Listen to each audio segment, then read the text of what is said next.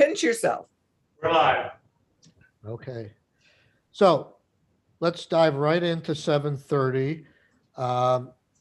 Alan, you got interrupted in your testimony, though I think you successfully got your 3 points out of revenue, distribution rights, and market share as to why the brewers are in favor of, no, against ready to drink coming to the grocery store and convenience stores. But if you want to take 5 minutes and finish your testimony, I'm sorry that, I don't know if Senator Brock is here because he was the one who wanted to hear you out. But, you know, this is the nature of the legislature, especially in the last week or so. So the floor is yours. Thank you very much for the opportunity to readdress and have a few more thoughts put in. I had hoped over the weekend I got a crash course in politics, and we were trying to cut a deal with the distillers, and unfortunately, it didn't seem to go through. We were proposing raising the tax rate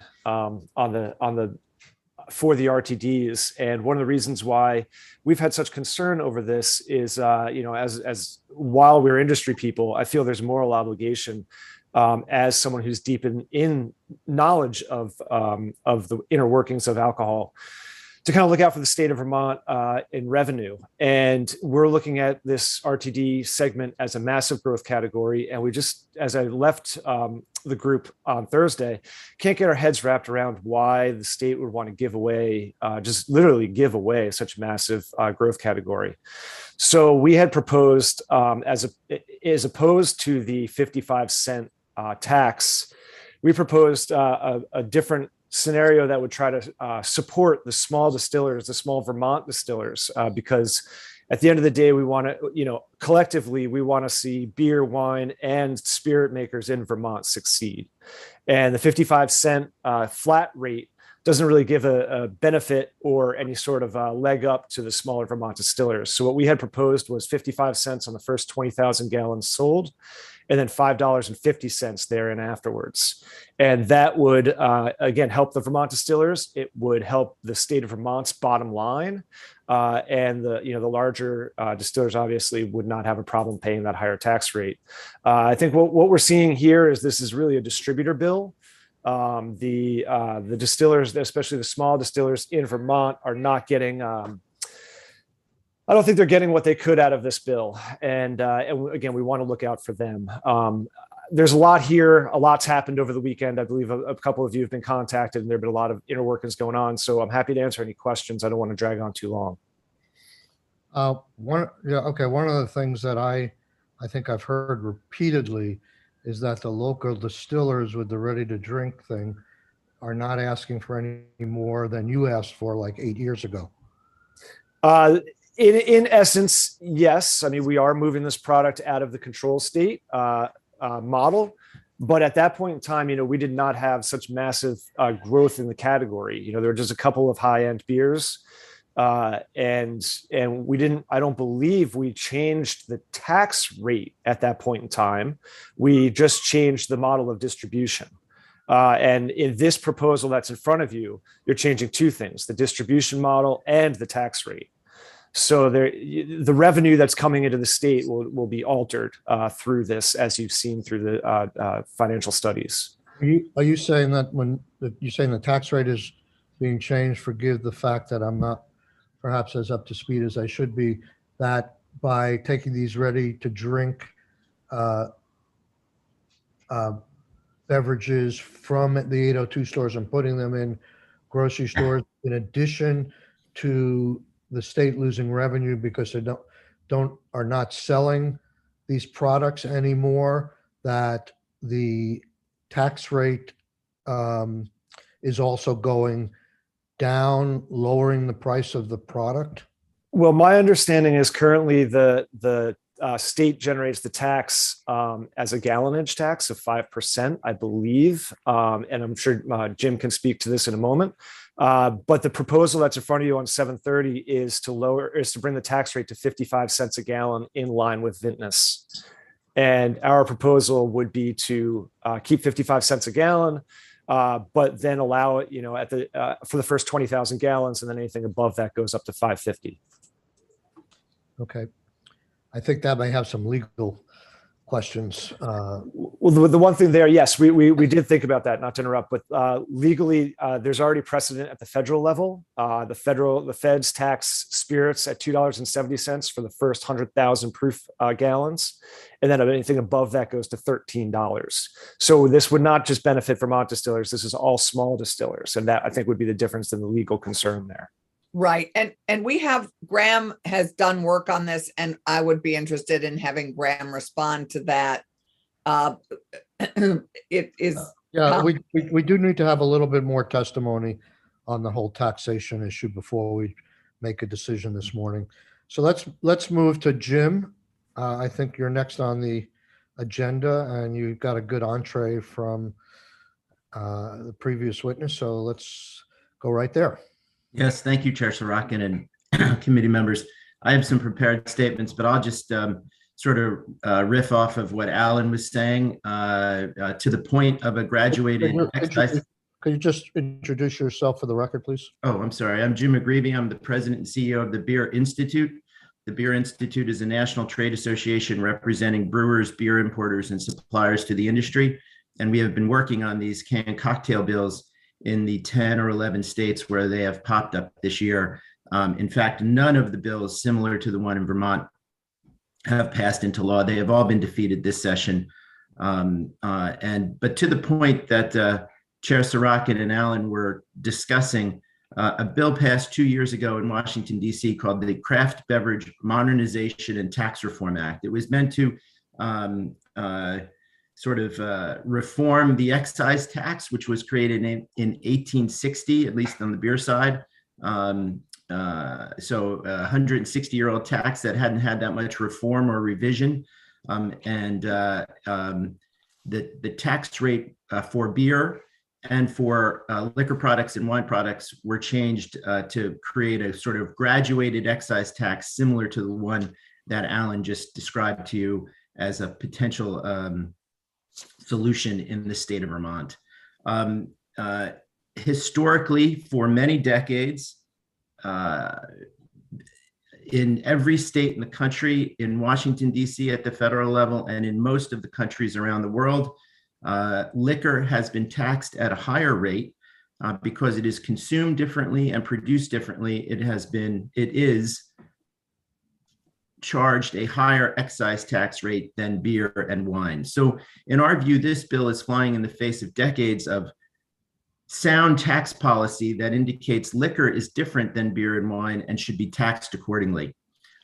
There are three control states in particular, Oregon, West Virginia, and Alabama, that have rejected similar proposals to the one being presented in Vermont at this moment, because they saw the sound policy of differentiation in terms of tax rates and in terms of access. Just related very quickly on access, and Alan has discussed this with the committee today and before and in earlier testimony, you're essentially taking out some of the fastest growing products in the alcohol industry today from the state liquor stores and putting them into the private retailers. Not only is that going to, in our view, lead to a loss of revenue for the state, it's also going to create pressure on local brewers for shelf space and cooler space. In our world, the cold box is king in many ways. And beer is in the cold box, and lots of Vermont beer is in the cold box. These products will be going in the cold box with beer, local beer in particular. And that's just going to cause in our view, a continued push out potentially of local brewers out of the cold box. So we see the policy of the change in tax policy as significant and unwarranted. And if there was a way that we could sort of come to some agreement, whether the products are moved out of the state stores, but if there's something that can be done on taxes, we are certainly interested parties in discussing that. So I presented some written testimony that was sent to the committee, but I think those are the main points sort of coming off of your discussion with Alan.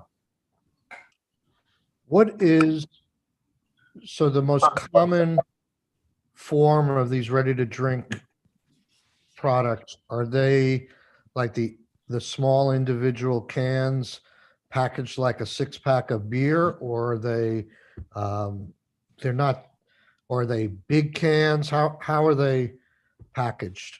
They're packaged to the consumer in the same way beer is packaged. It's interesting, Chair. We're really only in the second inning of the development of what we call these ready-to-drink beverages. They include hard seltzers, spirits-based canned cocktails, flavored malt beverages, hard sodas. There's so many different kinds of these products. The alcohol industry is evolving. The marketplace is evolving. But there is still a reason to keep the public policy in place at this moment. Well, I could ask the commissioner this question, but I'll ask you to start off. Let's assume that a typical sale of these ready-to-drink product comes in a six-pack of 8 ounces, 10 ounces, 12 ounces, whatever it is. How does it get taxed presently in the state of Vermont? And how would this bill tax if it goes to the grocery stores? These spirits-based canned cocktails are liquor products. They are taxed as liquor, which is different than the tax rate for wine and different from the tax rate for beer. This proposal seeks to bring it down, I believe, to the beer level. And that's why I say it sort of flies in the face of decades and decades of public policy on alcohol excise tax rates. Right. So your basic argument is that because of the public, I guess because of the public perception that distilled spirits are more dangerous or more serious than a glass of wine or beer, that they should have a higher tax rate. It's not based upon alcohol content, because there are some of these products that have comparable alcohol content to beer and wine. It's more a perception issue. So if we're talking mostly about tax rates, that's your argument. And then you have another argument about shelf space, which I think is more a competition kind of issue, which I obviously can't fault you for, but it does not necessarily seem the most equitable argument out there. I see Senator Clarkson wants to weigh in, but just to answer your question, in our view, it's not a public perception. It is public policy that has been developed by literally thousands of policymakers in states and jurisdictions across the world. This idea that liquor is taxed differently than wine and beer. We think that's sound policy. We don't think that it needs to be changed in Vermont at this moment. In fact, similar bills to change and lower tax rates on these canned cocktails have been rejected in every other state that they've been raised in this year. So this is in our view, this is sort of black letter law when it comes to excise tax rates for alcohol. So it might not get you to where you want to be, but you would suggest a change in this bill, at least if we allowed for the ready-to-drink cocktails to go to the grocery stores, that we have a adjustment in the tax rate so they still follow the black letter law. Is that correct? Yes. Okay. And my understanding is that some of these ready-to-drink cocktails, you say they're the hot market, but I've heard some arguments that for young people, part of the reason they're the hot market is because they're lower in carbs and lower in calorie. They're in some ways a healthier drink than beer is. Senator Clarkson just rolled her eyes at that, but I would just say that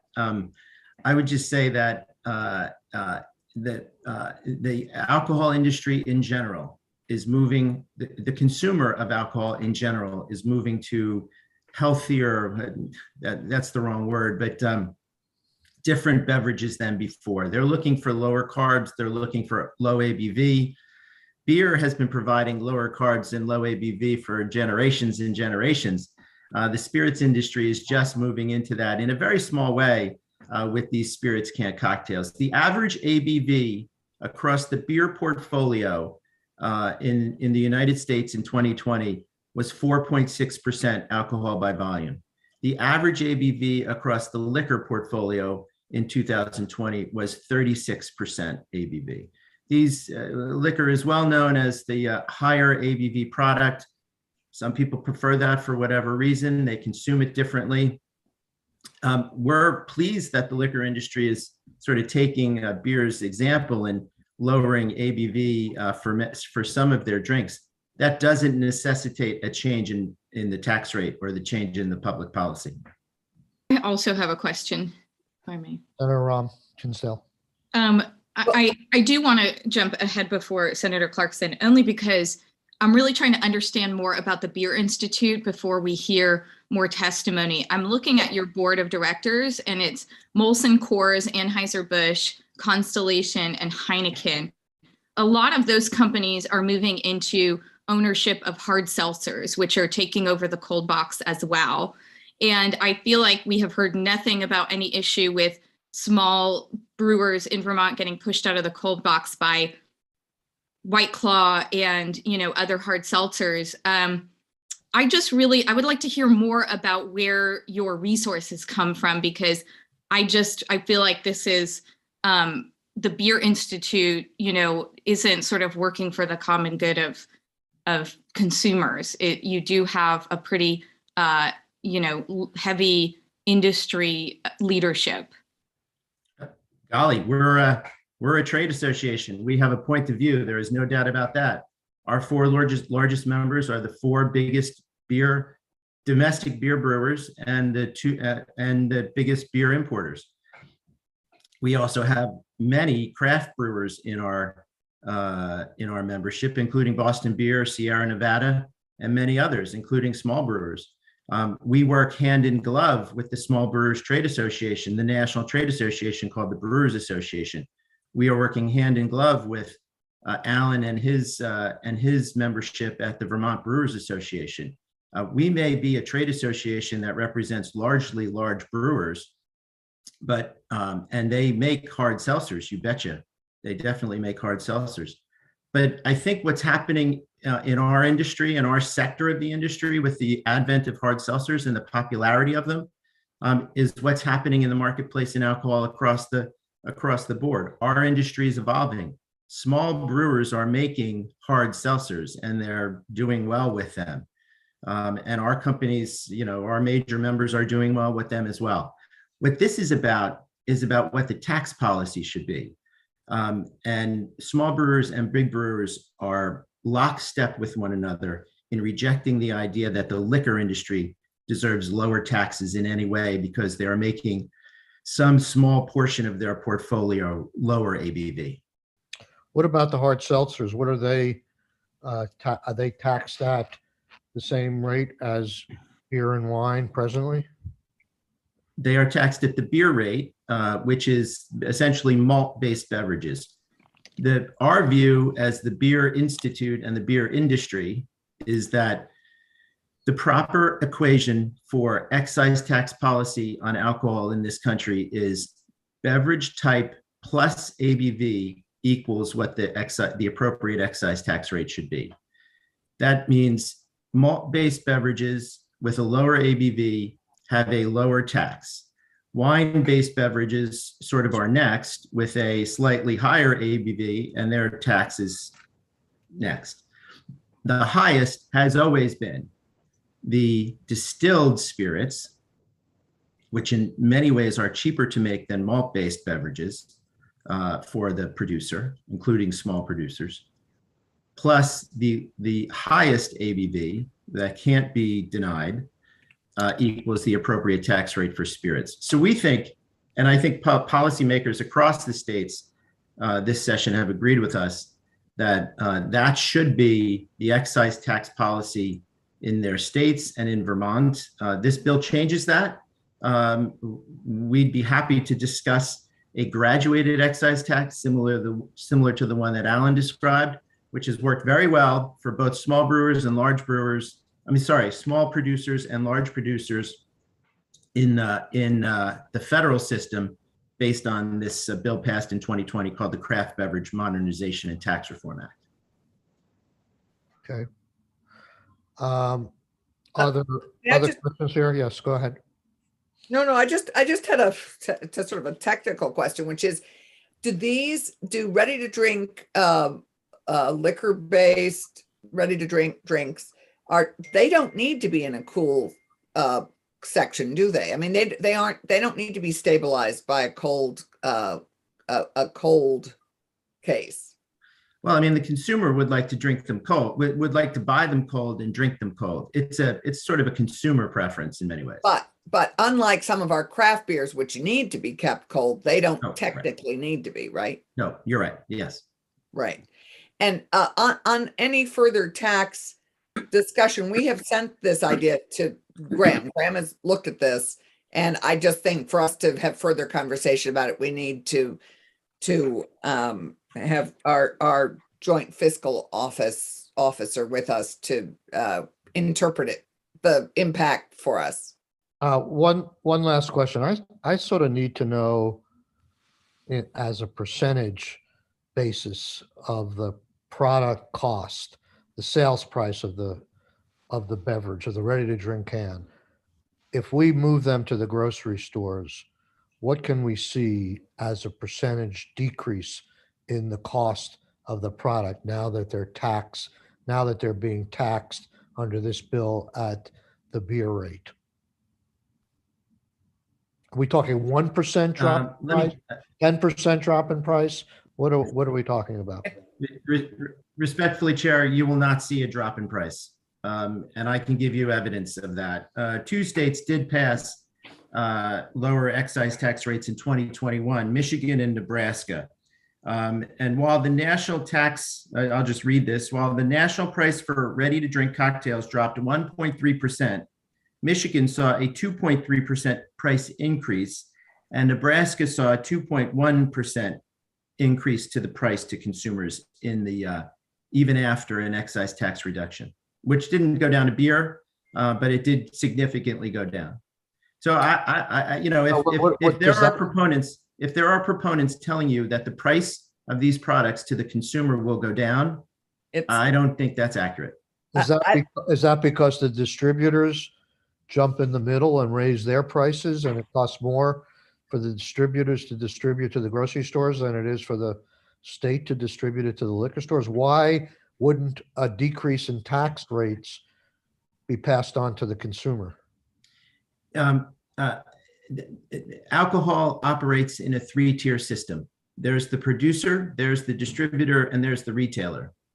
The price that the producer sells it to the distributor is not the ultimate price that the consumer pays. It's complicated. It's complex. Pricing for alcohol is not as straightforward, I guess you would say, as it is for other consumer products. The evidence indicates that at least in these 2 states, and most states have rejected, all states in 2022 sessions have rejected these bills. There were these 2 that passed in 2021. So the evidence there shows that the price went up. So it's just counterintuitive.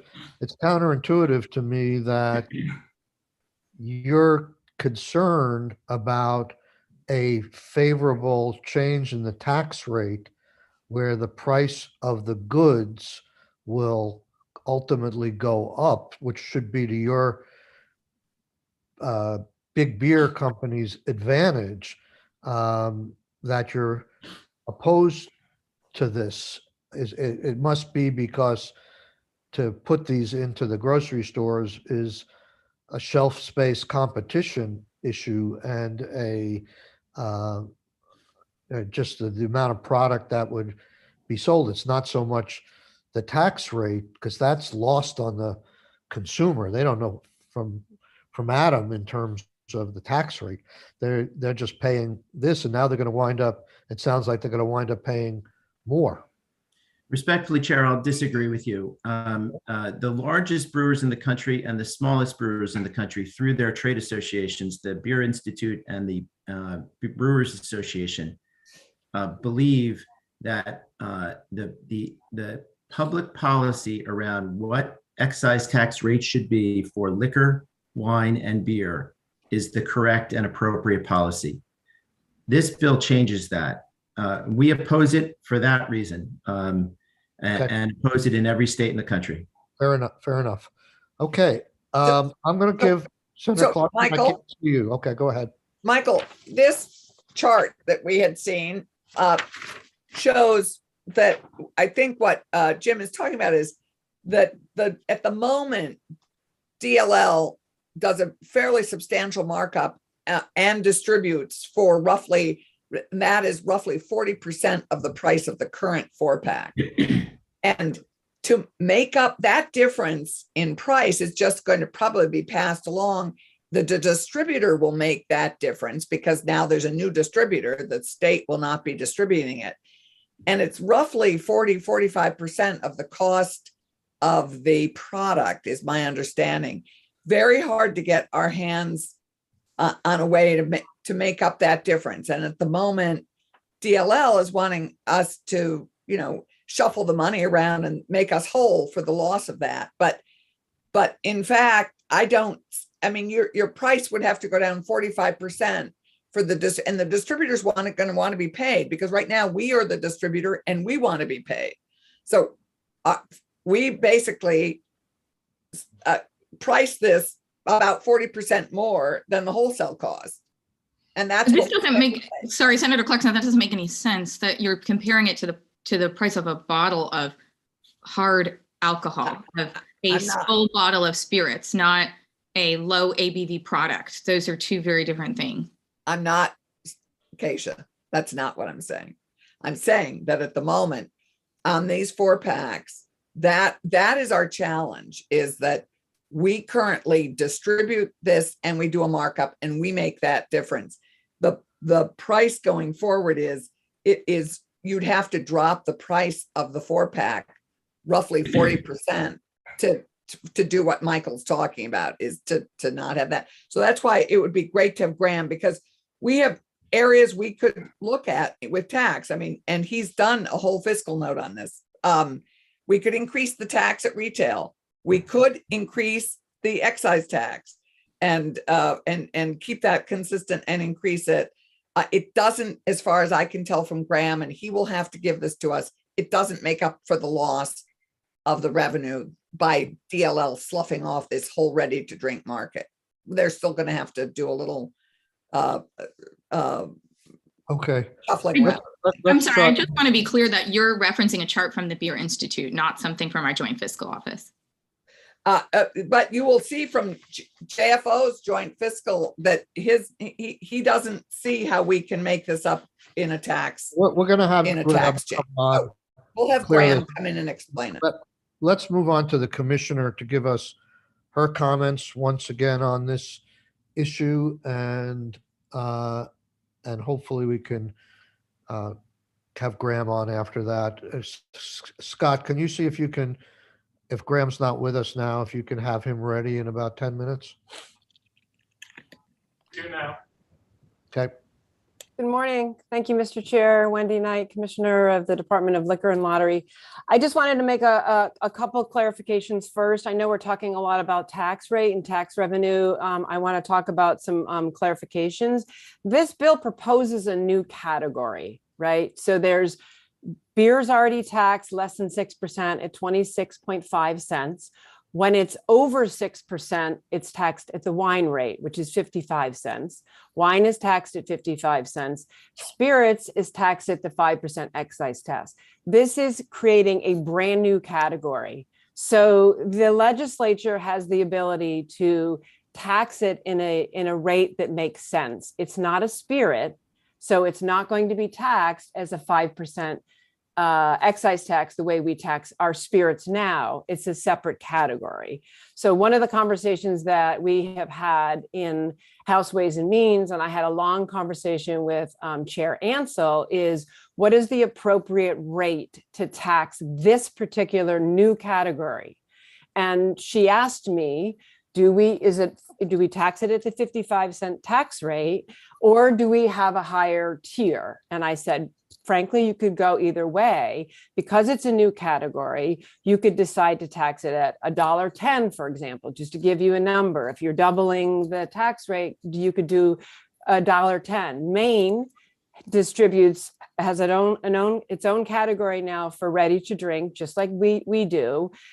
They have a separate tax rate for that, and it's 1.24 per gallon. It's almost $1.20. What is it? $1.24 a gallon, right? So there is precedent because this is new, and Mr. McGreevey, sorry, Jim McGreevey, has talked about this being, the industry is evolving, and I've talked about that in committee too. So I just want to be clear that the tax committees can decide to tax it.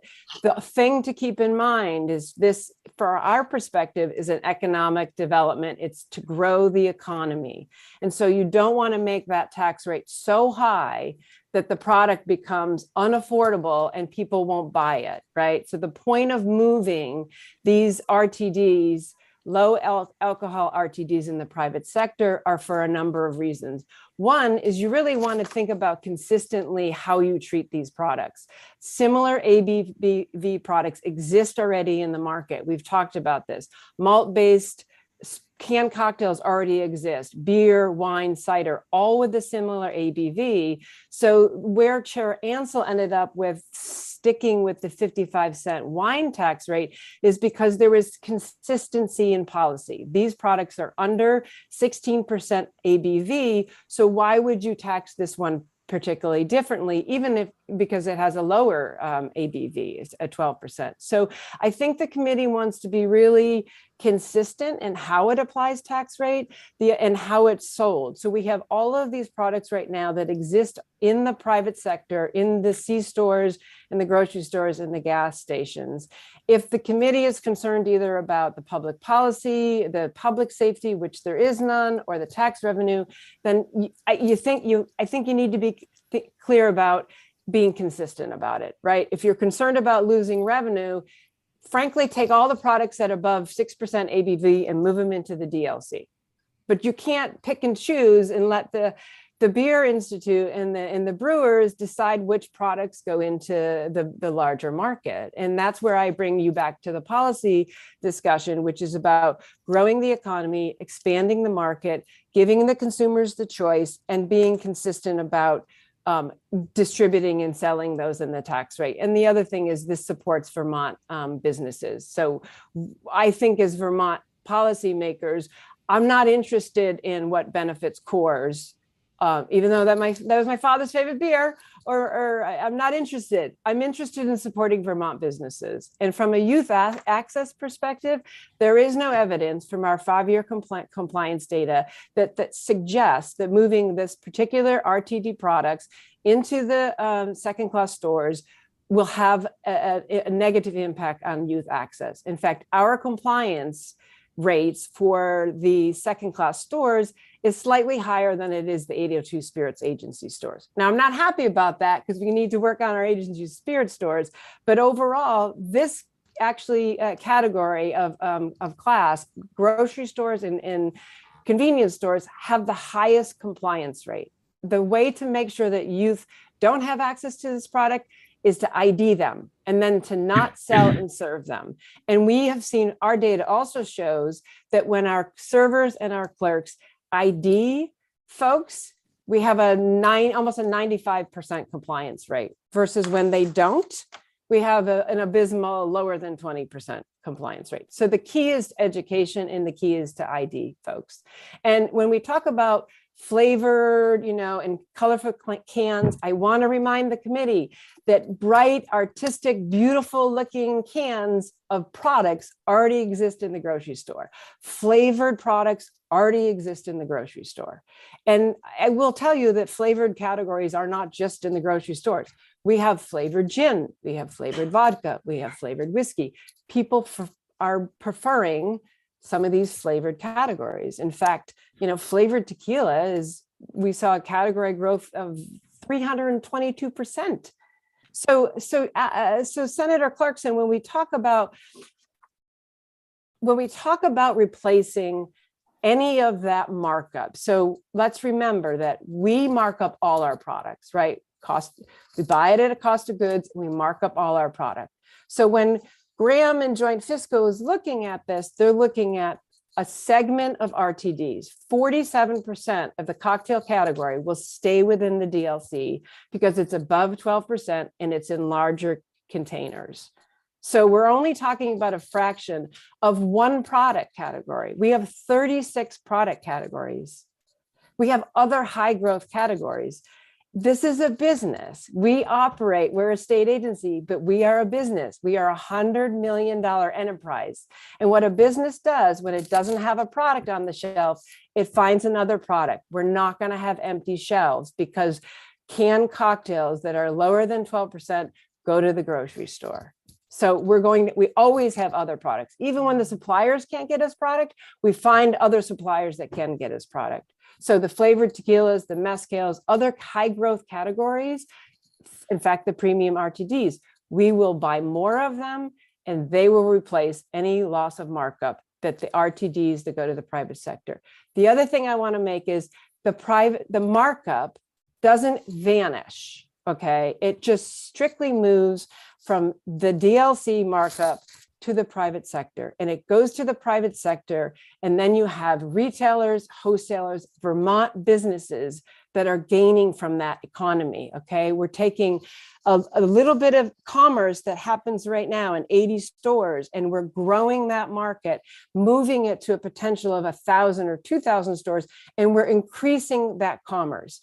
So the governor is not interested in protecting, right? He's interested in growing the Vermont economy, not in trying to protect what revenue comes from one particular agency.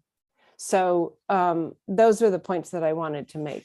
So Commissioner, presently in the liquor stores, you're selling RTD cocktails, right? Correct. Are any of them made in Vermont? Yes, they are. Two. I think we have two. Do we have No, two? we have Yeah. four distillers right now that have product or are listing the products with us. Okay. And you started off at the very beginning of your conversation or your testimony, you said something to the effect that this product has a different, will have a different, its own tax rate. And then you went on to say that it will be thrown into the category as it passed the House of the vinous beverages. Which is correct? Is it a different one or is it the 55? No, what I'm saying is this is a new category. Okay, so the bill defines a new category. It's not ready. The way this bill defines low ABV RTDs, it's no longer a spirit. It's its own category. So what I'm suggesting to the committee, just like I did with House Ways and Means, is if the legislature wanted to, there's no reason why you can't create a third tier for that, just like Maine did. Right now, beer lower than 6% is 26.5, wine is 55. You could create a new category for that. And where would that, well, I could ask Graham, but that money go to liquor and lottery or right into the general fund, or doesn't it matter? That goes right to the general fund. Right now, the wholesalers remit that to the tax department. And at the moment, you're saying that you feel that the money that's going to go to the general fund by the loss of the tax revenue through 802 stores will be a wash, and you're guaranteeing that through the direct app section of the bill that you will Right. keep your revenue up at that level. So I know as a business owner, right? I run this business for the state, that we're not going to lose the $1 million markup or this 800,000 or whatever that money is. That markup is going to go away from the DLC books. I know that we have other products, like I've said, that have high growth categories that have similar markups, and that markup will be replaced by the flavored tequilas and the mezcals or the premium RTDs or whatever products that we sell. But the way that the House Ways and Means Committee, the legislators, you want to make sure you get your money. You want to make sure you get your revenue. And that's why the House Ways and Means decided to increase the direct app as an assurance for them that they would not lose as a result of this policy decision. But from a business perspective, I know that even with the increase in direct app, at the FY23, we're looking at being in the black by $2.5 million. So we are always going to be in the position of making revenue for the state, whether it's based on an RTD product or a premium tequila product. Okay. Any other questions? I can't see you, Senator Clarkson. Do you have your hand up? Yeah, no, just Wendy, I hear you. You're articulate in I think as a business manager, it does puzzle me still that you want to slough off the fastest growing segment of the industry, which are these RTDs faster than flavored high-end distilled spirits. That's one of the reasons I think one of the things we would look at, it would be a 2-year do this as a 2-year pilot, it's a possibility, and look at, you say that you're going to make up the money as a business owner. You think you're proposing to slough off this fastest growing segment of your business to get it into more stores. I get that. And that you're going to make it up. And so we'd like 2 years to see if you actually do. It would be, the revenue to the state is a big issue for us. Right now, you're just proposing we shuffle the money around to make up the difference. But I think we should be able to look at it in 2 years and say, well, has that actually come to pass? What is the revenue that we're making? How are we doing with those projections, and see what actually works? I understand. I buy the consistency of the ABV. I get that. That's we certainly have done that, but I'd love to, it just Okay, this is more for committee discussion. Yeah. So do you have any numbers, Commissioner, if we went to the $1.10, how much more that would bring into the state? I think that's a question for Graham. Graham's done that. Yeah, I think Chair Ansel asked Graham to come up with some of those calculations. Okay. Is Graham with us at this point? Hey, There he is, like magic. they're amazingly available, Graham. I really appreciate it. Great. So that's my first question. If we doubled, I don't know, the tax is confusing to me. Is it an excise tax, a gallonage tax? I don't know. But if we went from 55 cents to $1.10, is there any projection on increased revenue just by that step? For the record, Graham Campbell for the Joint Fiscal Office. I'd have to model it out for you, but I guess what I'd say is that it would not be enough to offset the revenue decrease that we are booking for the loss in profit from DLL. So it's probably a couple. I'm glancing at my model here. It's probably maybe a couple $100,000, maybe. Okay. So Graham and I have exchanged emails, and I just want to be clear. He has a job to do in somewhat isolation, taking this product out of the 802 stores. How much would that loss be? He doesn't factor into his equation that what Commissioner said, that she has replacement products that she feels dollar for dollar will replace that revenue. That's beyond their charge and their capability. So I think, whether the whether the outcome lies somewhere in the middle. We don't know. If we did a 2-year review of this, quite frankly, I wouldn't view this as a pilot. If we put this on the shelf, it's never going away from the shelf, but we may want to adjust the tax rate or do some other thing in 2 years based upon the information we get back. Anyhow, Graham, are there other choices based upon what you've heard as to how to balance the revenue scheme if we assume that there's not going to be replacement income from other distilled spirits? I think before I just touch upon that, I just want to make clear that it's not like our office doesn't believe Commissioner Knight or anything like that. It's really just a case of whether we want to book revenue, book that as an offsetting revenue neutral policy action. If you all I apologize if I expressed it wrongly.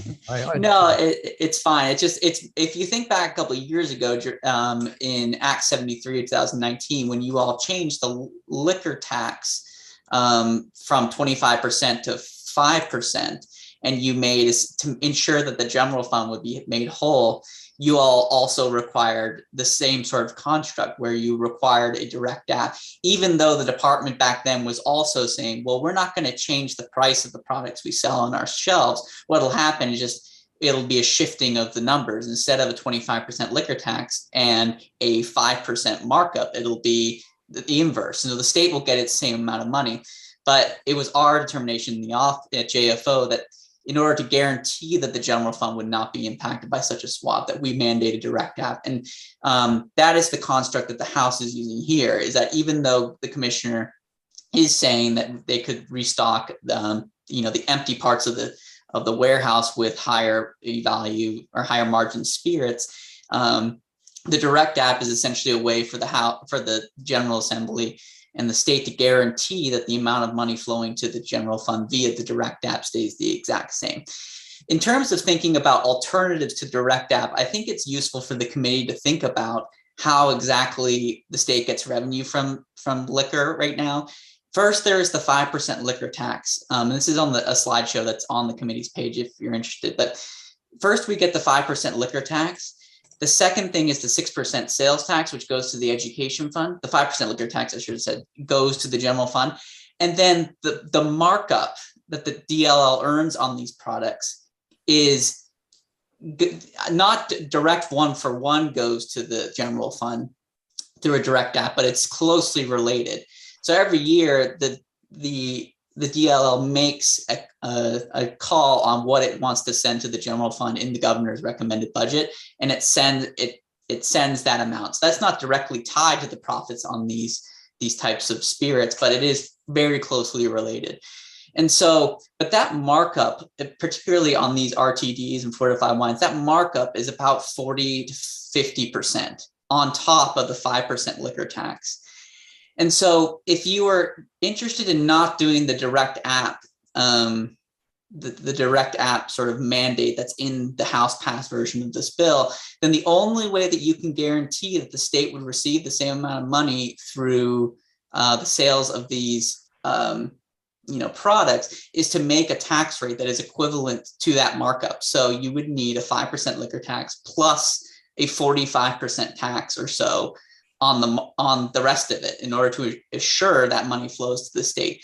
And so when I was working with the Ways and Means Committee to try to figure out alternatives aside from the direct app, the alternative was basically do a 45 to 50% tax for these products specifically.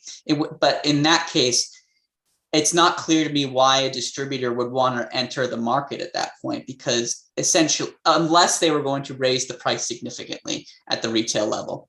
So what you'd get is that 45% being passed through to the retail level, and then the prices of these products would go up significantly.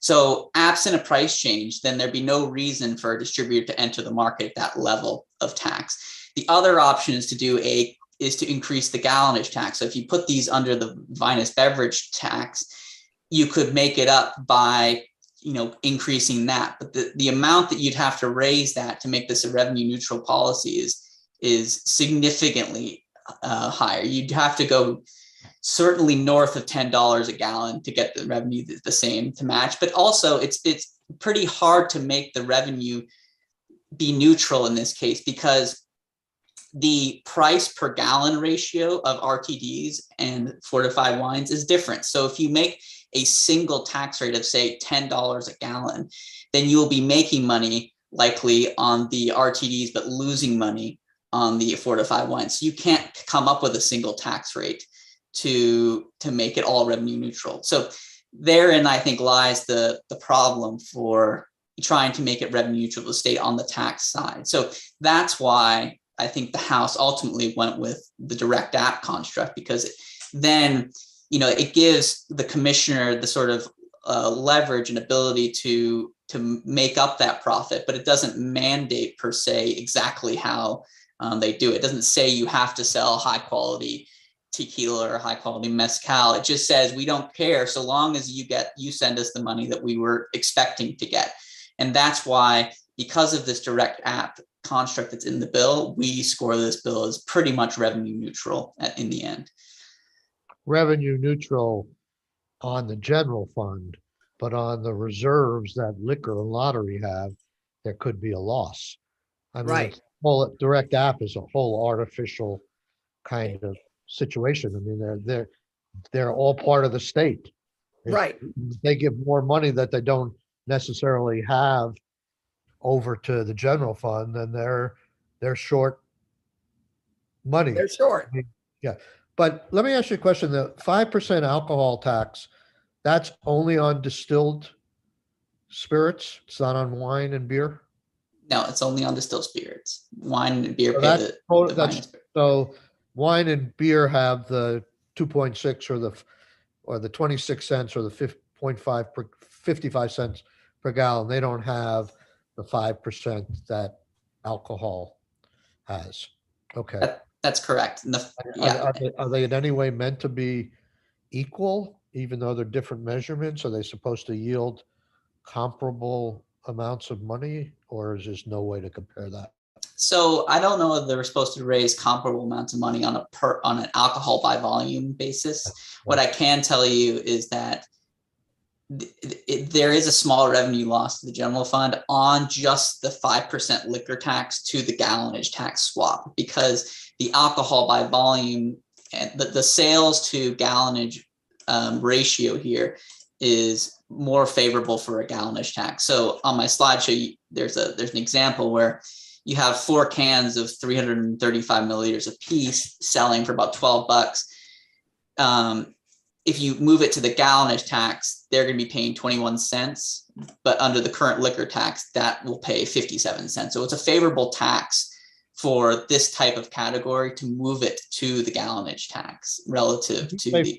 When you say favorable to the consumer or to the revenues of the state? Sorry, it is favorable to the consumer. The state will lose money on this transaction. Okay. Right. That's another reason to perhaps just to have maybe twice the rate that the commissioner has talked about, speaking to the chair of Ways and Means. Okay. Mr. Chair, can I ask a couple questions? Absolutely. Thanks. Graham, I'm a little rusty from my time on House General over a decade ago, but I'm trying to better understand the 40% markup for the outlets.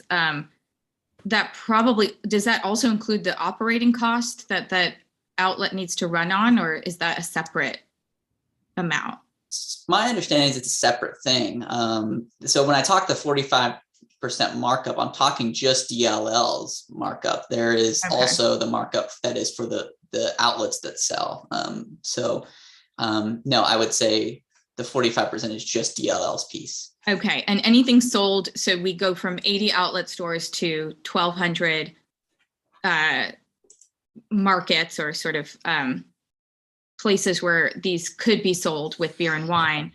That none of that money all goes to the general fund, or to part education fund and part general fund. None of it goes to DLL. If you move to the retail model, then and it goes to those 1,000 or so stores, then the only money that the state will receive from this will be the 5% liquor tax, or sorry, not the 5%, next you switch. You'll see the gallonage tax on those products as they sell at the wholesale level, and then you will also receive the 6% sales tax for the education fund. But you will not receive, well, in theory, you will not receive that markup that that DLL is sending to the state on these products. But it's all going to the state anyway. So under the retail model, the only thing you'd get would be the gallonage tax plus the education fund. The sales tax. We lose the 40% of the markup that was our profit on these. So the profit will go to the distributor, not to the state. Right, in 80 stores versus 1,200. I get your argument about the economic development aspect of it, but it's also an agreement for us to lose a huge section of our growth industry in managing a business. I guess I'm still wondering who's we, because DLL is supposed to be revenue neutral. They are taking as much money as they need to operate, and the rest is going to the general fund anyway. So who's losing? So I see the question. So I would say that it's not as clear cut as just saying, okay, the profit loss for DLL on RTDs, that's what's going to be the general fund loss. DLL, when they make a recommendation for the direct app every year, it's a function of their sales, but also a function of their needs. And it's not just operating costs, it's, capital expenditure, et cetera. And then sometimes, like they did this year, leave some on the bottom line to make up for potentially going in the red in previous years. So it's not simply a function of just, take whatever the operating costs are and every other cost and then send the rest of the general fund. It's really I don't want to say a judgment call, but it's a recommendation from DLL to send this amount to the general fund. And so when you take these two categories out and you put them into the retail model, and the profit margin on those is no longer existing within DLL. DLL has the option to stock their shelves with different products to replace it. But I guess from our side, from the state, the number cruncher side, we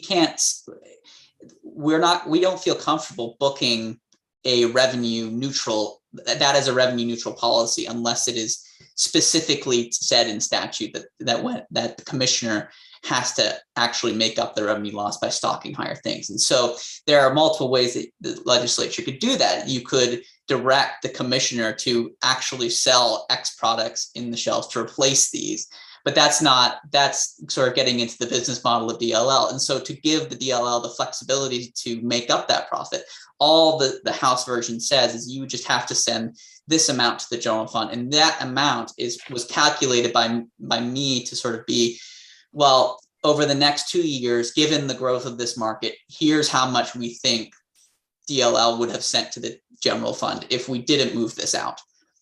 And then basically set that as the direct app. And then that way we're sort of guaranteeing that we're not having a revenue loss relative to the forecast for liquor revenues. Okay, so I'd like to move this conversation on. I sense that there's a split in the committee. I don't know, Senator Brock, whether you want to weigh in. If you prefer, I can tell you where I'm leaning at this point, if that would help at all, however you want to approach it. But I'd like to, at some point, hear your thoughts on this before we sort of take a straw vote on where we're going.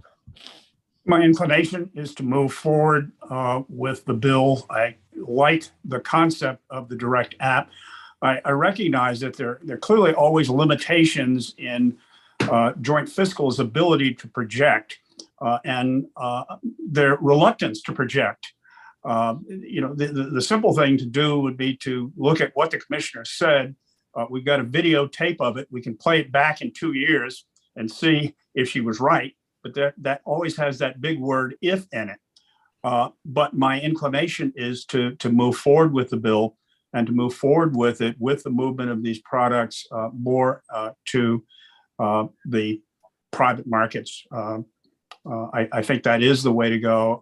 I I'm reasonably satisfied that the products, in terms of producing equivalent value in the 802 stores, can be stocked to do that. I don't think that we need to do this, though, as a pilot. I think you're right that once done, this is done, but I think we should have a clear look back after 2 years and evaluate where we are from it. And then at that point, those people who are in our seats then can make a change if a change is warranted. Okay. So where I'm at is, I like, it's sort of a little bit of a compromise here. I would suggest we go to $1.10 and pick up a few $100,000 more in terms of taxation, address some of the concerns of witnesses that there should be a distinction between beer and spirits, even though the alcohol content may be maybe comparable, and that we do it with a study for 2 years coming back, looking at whether this rate is the right rate. There could potentially be a recommendation to move them back to the store. I doubt that's ever going to happen given the popularity of this product, but we can have the study look at all these possibilities, but maybe we'll have more information. We certainly will have more information both on sales and national developments to determine whether we need to spread the tax rate even further or bring them into compliance, or maybe we overhaul the whole system where it's all based on ABV. But that's where I'm at. We have not talked about fortified wines at all. I have never felt totally comfortable making the same movement for products that are at 23%. And I would just drop those for now and have them be part of the study as well. And just move in a little bit more compromise, conservative fashion at this point. That's where I am, and we do need to talk about sports betting as well. But I guess, is that suggestion, I'll just go around the room, comfortable at this point? We have to have the language presented to us, but is that direction comfortable for the committee at this point? So I'll go to Keisha first and then go to Alice. Yeah, I have a question, Mr. Chair. So is what you're saying, I could be wrong, but it was something like 55 cents up to 20,000 gallons and then an increased tax rate over it? No, it's simpler than that. It's just Okay.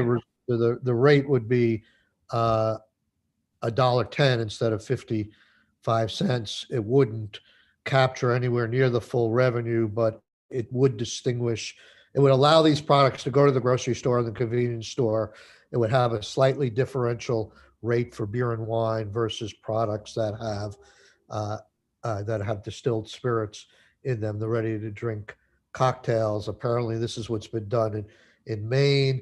It's, I guess, reluctantly agreed to by the commissioner. It's apparently okay with the Ways and Means Committee. They didn't buy it, and we would keep the direct app language in there as a fail-safe, but it would produce. So it would. I think it would give the distillers most of what they want, but it would also keep a small distinction between distilled spirits taxation rates and wine and beer. I guess what I hear what you're saying, that it would be one rate. I really liked the idea of giving an opportunity for newer producers, which are probably going to be our local producers who want to put their products on the shelf, to stay at the 55 cent rate, because that, I think they're experimenting with getting this out there, understanding which blends are going to be appealing to people. And I liked the idea that we would create a little price reduction for those under 20,000 gallons, because they're just trying to figure out if they can break into the market. So I would support 55 cents up to 20,000 gallons and $1.10 over that. Okay, well, I'd like to hear the commissioner's thought on that. I don't feel just because someone threw out that, well, I mean, I'm guilty of the same thing, but just because somebody threw out 20,000, is that the right number Right. to put the cutoff, It just, uh, uh, so Right. Commissioner, do you have any feeling between the two proposals administratively, message wise, price product wise, whether we do a lower rate for, this is not based upon ABV, it's based upon sales, I guess, how small a business you are. I'm not sure it's going to necessarily impact the ultimate price of the product, but what's your thoughts, Commissioner? So the way I understand the tiered is it's based on the producer's volume of product that they produce, right? So it's a way of capturing a lower tax rate for the smaller producers, which is what Senator Ram Hinsdale is saying. And so if you think of some of the Vermont distillers as being a smaller producers, some are, some aren't, but it wouldn't limit you to Vermont, just a favored tax rate for Vermont distillers, because that would be problematic, as we've talked about. So from an administration's perspective, we are fine with that third tax tier, as I've talked about. I don't think I'm reluctantly saying that's okay. I think we're fine with it. If you want to do $1.10 or you'd want to do a tiered, that's completely fine. Obviously, from an administrative perspective, and I talk with the tax department, it gets a little more complicated when you have 20, if you're having the tax rate up to 20,000 gallons, but it's easily done in terms of reporting. It's self-reporting that the producers do, and they self-report data to us all the time. I don't want to get in the situation where we were last time, where we had this tier, where it was not so much a tier as a cliff, where you started producing over a certain amount, and then your tire rate, even on the first 20,000 units or whatever, all already jumped because you're a bigger business. And people, I think it was the distillers who came in, I'm not going to invest in my manufacturing or my platform because it's going to take all my product up to the higher rate. Is there, see, this is where I'm a little concerned that it gets a little bit more complicated. Are we now saying that they're going to be taxed at one rate for their first 20,000 and then another rate for their second, or is it just people who stay below 20,000 get that favorable That's rate? correct. That's correct. So the way I see and I was a part of those discussions way back when, that the money that was going to, for the distillers, the cost of producing that cliff was so high that they lobbied to have that flat tax rate. This is a bit different, right? So if you're a small distiller, you're making less than 20,000 gallons, you're taxed at X amount of 55 cents. Okay. It allows you to grow and allows you to scale up. I bet most of the distillers are going to want to keep growing. This isn't going to be that situation where the tax cliff becomes so great that they're going to spend more money. It's just taking it like the brewers right now, right? They pay 26.5 for lower than 6% ABV, a little bit different, but they're in the business of growing, right? People want to grow their products. And I think that this helps those smaller distillers scale and grow. But my question is, I'm still not clear. A small ready-to-drink platform goes along at 55 cents, and then they get over 20,000, I don't know what the measurement, gallons or whatever it is. Yes. Do they jump up to the new rate for just the 1 gallon or 2 gallons they may be over, and they preserve the lower rate for the first 20,000? Because that's the problem we had last time. Correct. It depends on how it's written. So it depends entirely how it's written. And you could go either way. And, you could do the graduated or you could do the flat $1.10 or whatever that number is. You don't think the administration is any more difficult? Well, the tiered rate is a little bit more difficult, but it's not insurmountable. It's something that. And how about the graduated rate where you continue to pay X amount on the first 20,000, and then anything over you pay $1.10 on. But I don't think that's how it's proposed. I think the idea is once you start producing over 20,000 gallons, you jump into that other tier. You're not going to split. I don't think that's how it's envisioned, but I haven't seen the language. I'm just talking conceptually. I haven't seen the language either, but that was the Well, situation we're in Mr. Chair, before. we not only haven't seen the language, we haven't had Graham be able to actually look at that. To me, this is a little all shooting in the dark here. I would be interested in raising it and maybe looking at what Maine does, which is 124. And I'd love to know how many people are captured at the moment between. This may be part of the 2-year pilot we want to look at and come back with what do we adjust in this whole taxation piece? I mean, we're shooting in the dark here pretty fully. I don't think we know enough. I mean, we have a very big time crunch right now. I think for us to do, I think this is a lot to be asking in a fairly short order right now. Okay, so I think we've heard it all. I mean, I think Senator Ron Hinsdale makes a good point for small business and maybe for Vermont business. I don't know if everything's moving fast. I don't know if we're ready for prime time. I guess I would go, and I want to hear if Senator Brock has any concern either way at this point. I would stay with the $1.10, and and it definitely potentially puts this in a position with further conversations with the House, because they're at 55 cents. So they may say, we'll do your $1.10, but only for the people over 20,000. So it still could be in play in the next few days, but I'd like to keep it simple and just go to $1.10 for this Okay. group right now. And The second piece of that proposal, I think, was to go to 550 over 20, as I recall. Was that part of the proposal? no, Yeah, there was over 20,000, there was a jump in the tax rate. no. It was the Beer no, Institute's no. proposal, from my recollection. The two proposals in front of us now are Senator Rahm is suggesting that you stay at 55 cents. Right, I'm clear on If that. you're a business that's small, and if you get to the larger threshold, then you go to $1.10. My proposal is just go to $1.10. Let's keep talking over the next few days, or maybe over the next 2 years, whatever.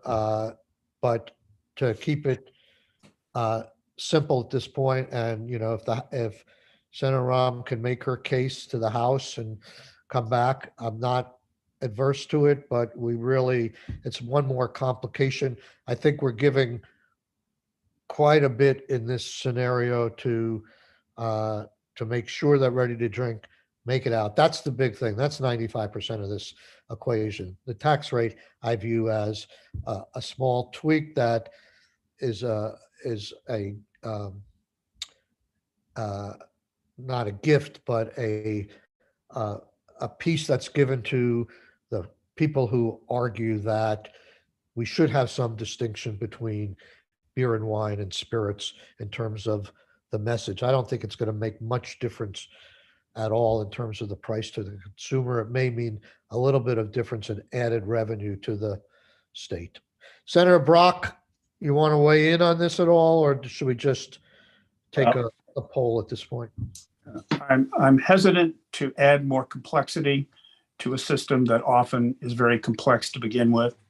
I will defer to a significant extent to the commissioner, because that's the person that we've charged with actually doing this, and our micromanagement at times is both inaccurate and sometimes not helpful.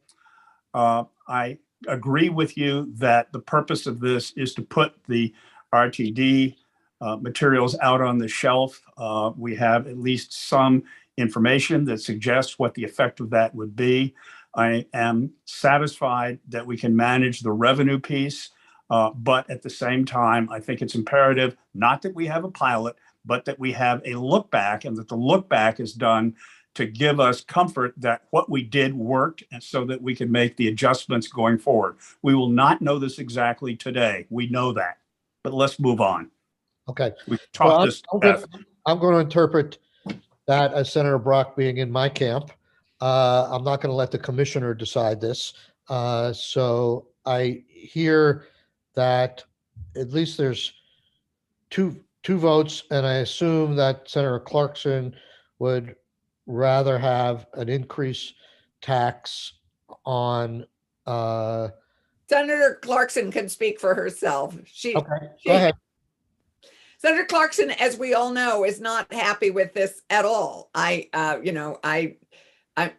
just not. I'm willing. I absolutely get that the ABV, to be consistent, these RTDs probably belong in a bigger market and comparable to beer. I get that, and I am very concerned about the cost of alcohol to this state. This hundreds of millions of dollars are spent dealing with the societal judiciary and personal cost of alcohol, and to make more attractive and available to young people is, I know Wendy thinks she has enforcement in a good place, and I hope she's right.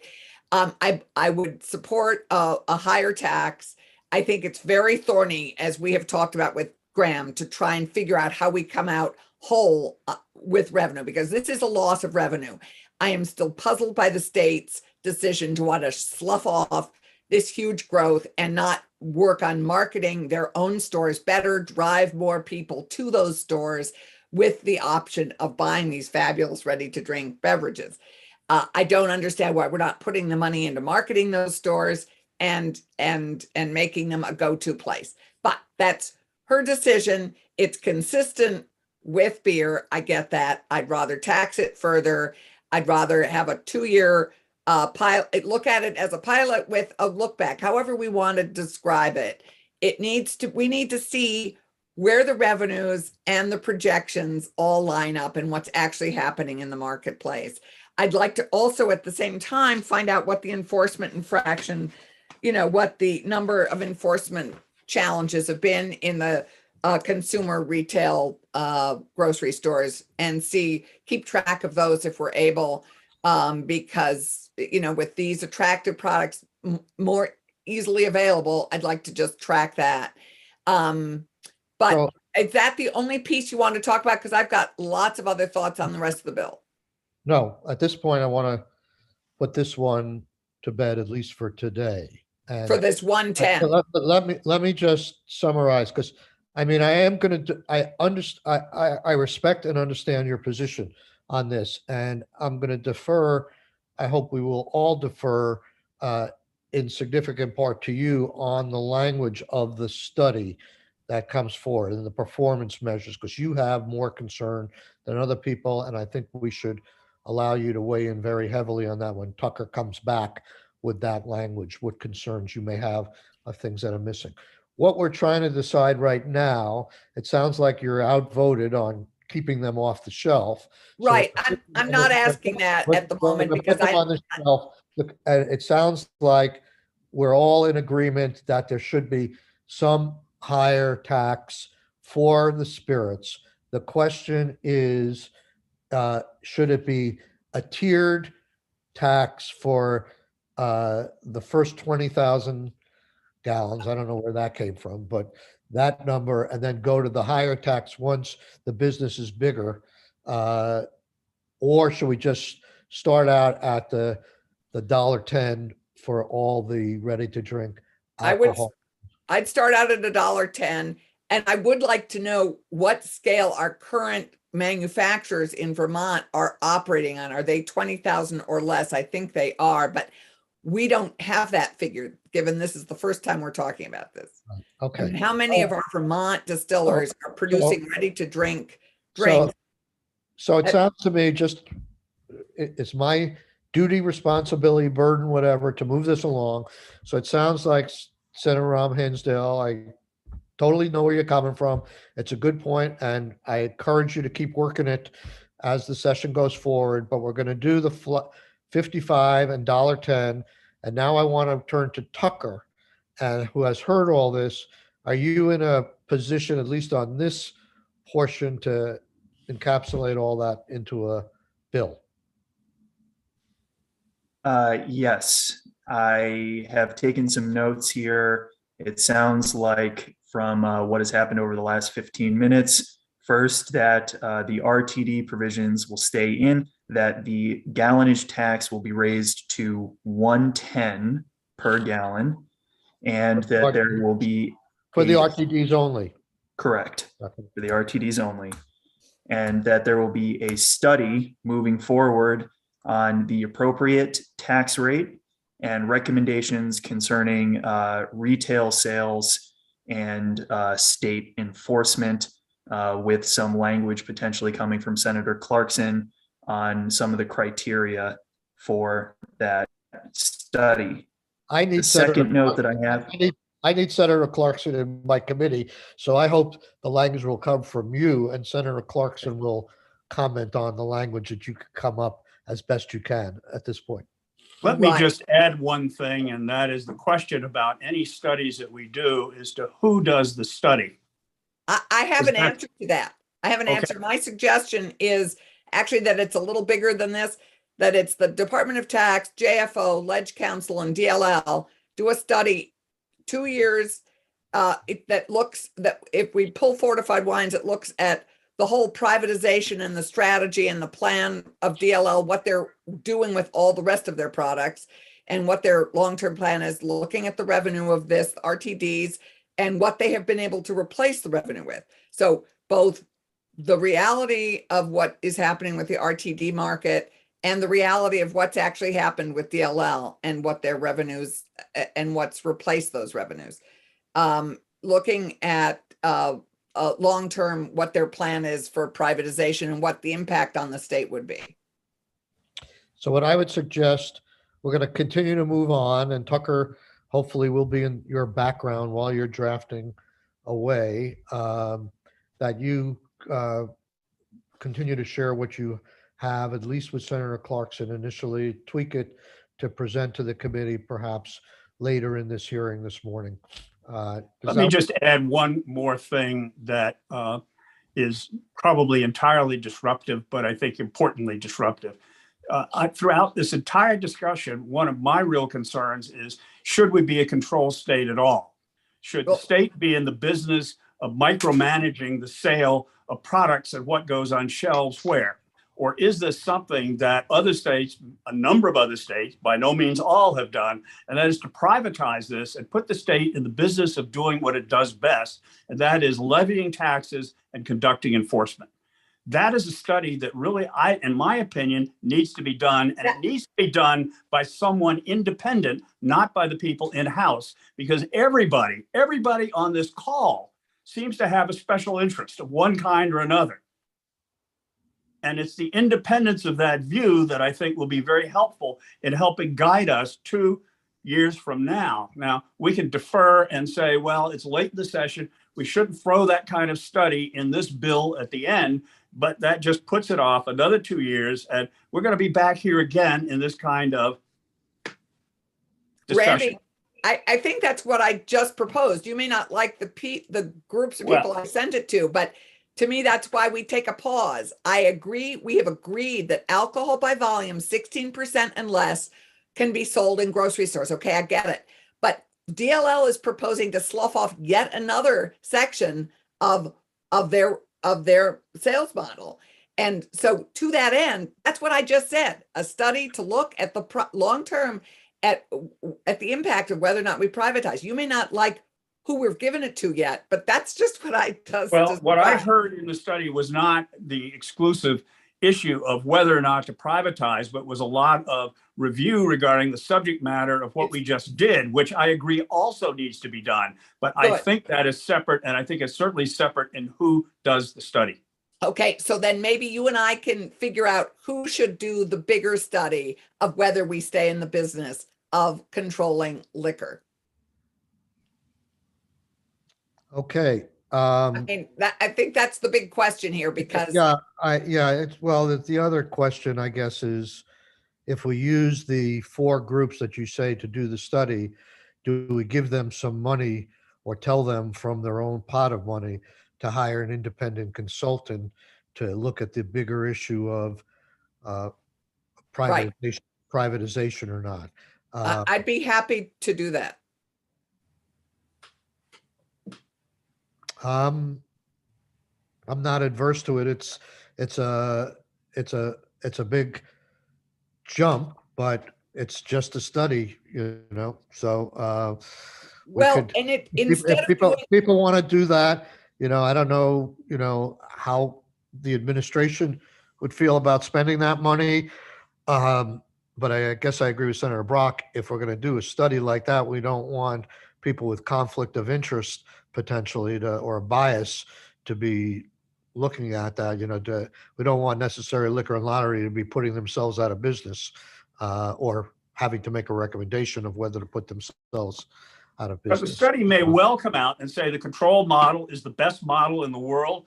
This is what we should do, but it may not. And I would almost prefer to hire a man from Mars to do that, or a woman from Mars, someone who has not touched this before and has no taint of conflict of interest. Correct. right. I just think it needs to be done before we just patchwork getting rid of things like the 4 to 5 ones. So I'm okay with 16% and under. We've already made that decision previously. I'm happy to be consistent with it. Well, I'm not happy, but I'll be consistent. I Okay. get it. But I think for now on, we need to be intentional about what we do with liquor and lottery. And to me, that intentionality requires an impact study by somebody. Okay. We do maybe this, an independent person. unless there's some objection, can we set a figure, let's say, $50,000 to be hired for JFO to be able to hire a consultant to look at the issue as part of this overall report back to use an independent consultant to look at the issue of privatization. And I don't know where that money's coming from, but I don't think there's an appropriation in this bill just yet. That may send the bill to appropriations as well. If we wanted to say it comes out of the liquor and lottery monies, or whatever, we can do that as well. But it's I'm sure Senator Brock would agree, if we do this, we need to do it right, and we don't need to hire the discount consultant at a discount rate to do it. And so one of the issues may well be to have a chat with JFO and to get some advice as to what the kind of consultant we're talking about and the kind of study that we're talking about will cost. Right. I suspect also that there's some recent experience by other states that we can get from NCSL who've done this kind of study in the recent past that may give us some guidelines. And I think that can be done with a couple of phone calls. Yeah. And Graham can hopefully help us figure out what that cost would be to hire that kind of a consultant too. I mean, you're right. And we have NCSL as a resource, Graham as a resource to give us a notion of what that independent kind of study would cost. It sounds like the two of you are strongly in favor of this. I'm agnostic at this point. I actually think it's probably a good idea because the time has come. But we need a placeholder.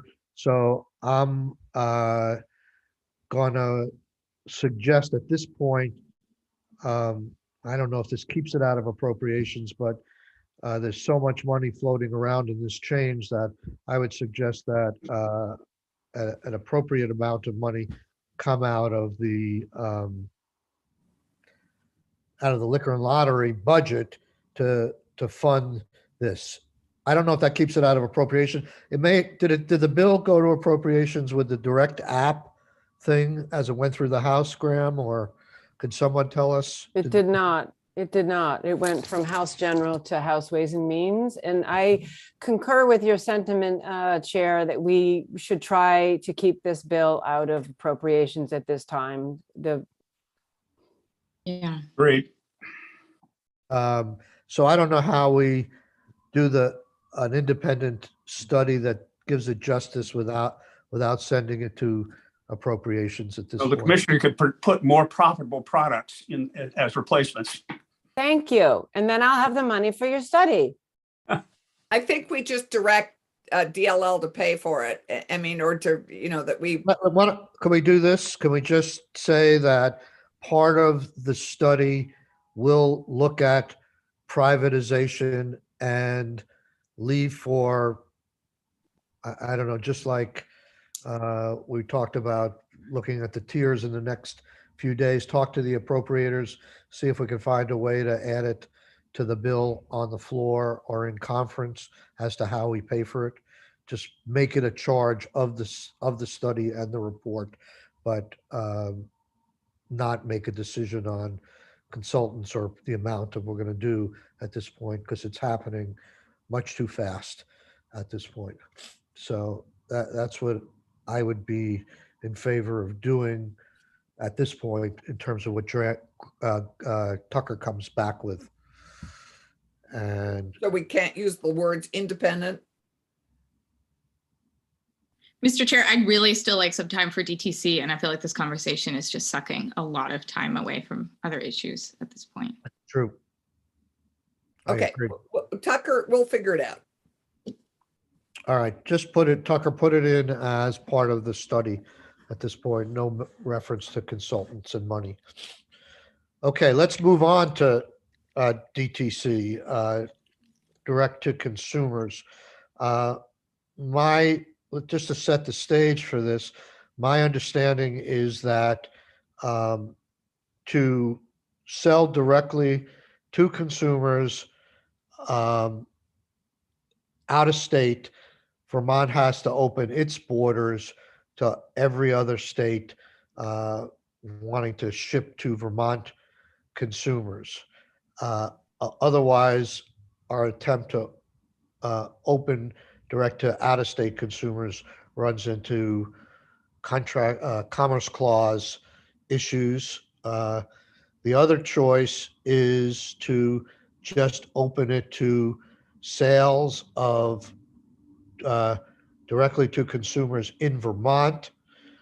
We can do that, I think, without any legal problems. The question is, what is the impact on revenue, I guess, to the state if the liquor stores start losing a lot of their sales to people buying online?